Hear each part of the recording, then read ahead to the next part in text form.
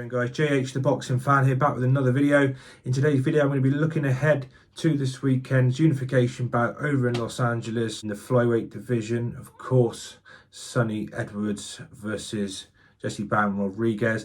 We'll also be looking back at last weekend's action down in Bournemouth with Chris Smith retaining his WBO world title against Mateusz Masternak. Before we go any further though, as you know, I'm still looking to grow my channel into 2024.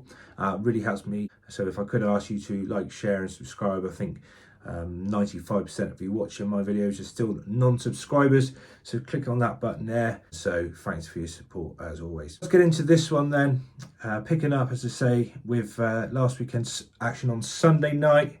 What did you make of it?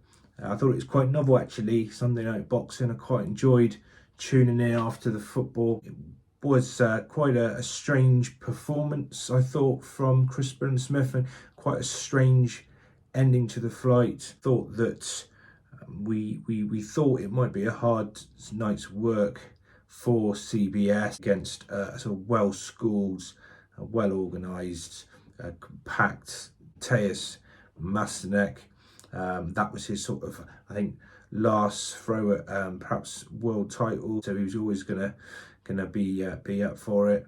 And Bilham Smith, I thought, looked a bit flat and understandable, really, considering probably he reached his sort of the highs and the sort of Everest in his last time out, winning the world title in spectacular fashion against Lawrence Okoli in front of his home fans down in Bournemouth. So I thought it was a bit flat from him, but obviously the one thing that he does have, Bilham Smith, is sort of granite chin, and he carries power, so he's always able to end the fight. And it did feel like for as long as he was in there, he was going to be able to get to Masternak.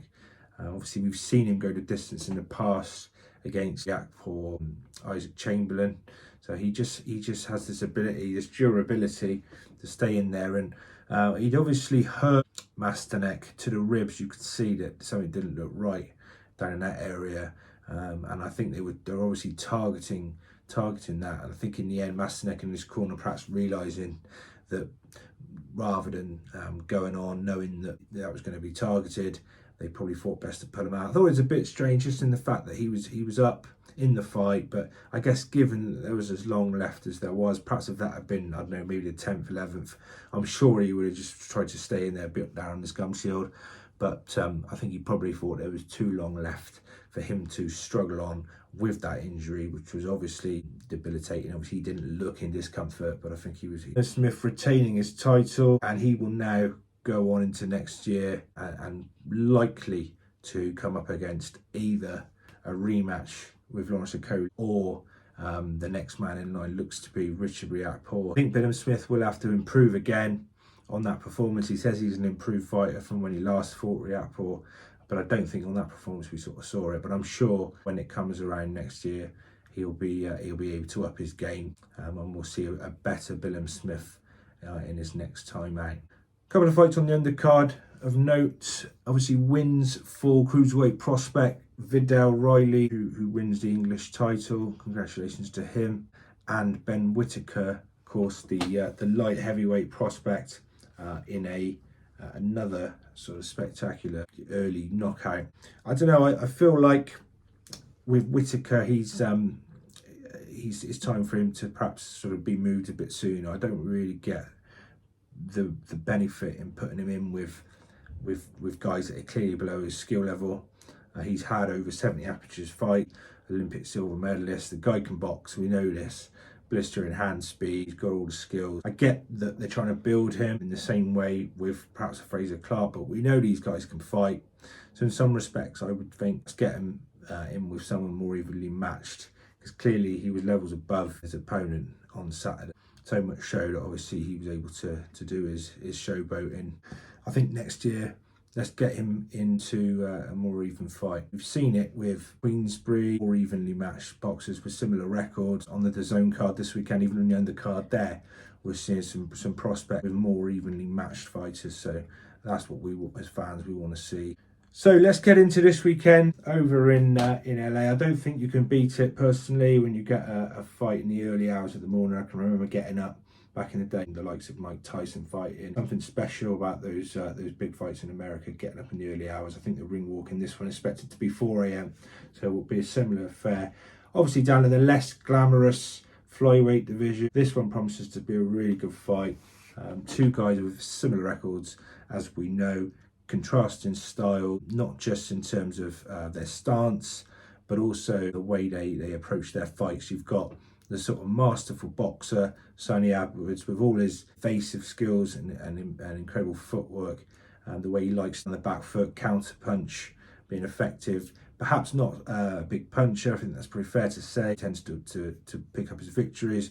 Completely contrasting, of course, with Bam Rodriguez, more aggressive front foot fighter. So for me, it will be a case of whether Sonny Edwards can stay out the way. I did say last week that I was going to abstain from picking a winner, that I couldn't pick a winner. I have delved into it a bit deeper, and I now will make a prediction, and my prediction will be that Bam Rodriguez will get to Sonny Edwards and stop him in the middle to late rounds.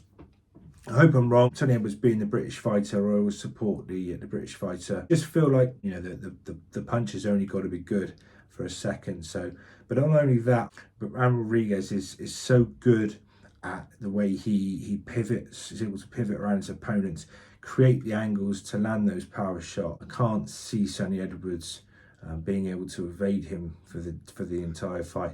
I think he will have to be at his very, very best in order to do so. And I'm sure he will be. He'll be right up for this. He'll know the significance of unifying the division. And we know that he's been talking about the big fights for so long. This is his opportunity.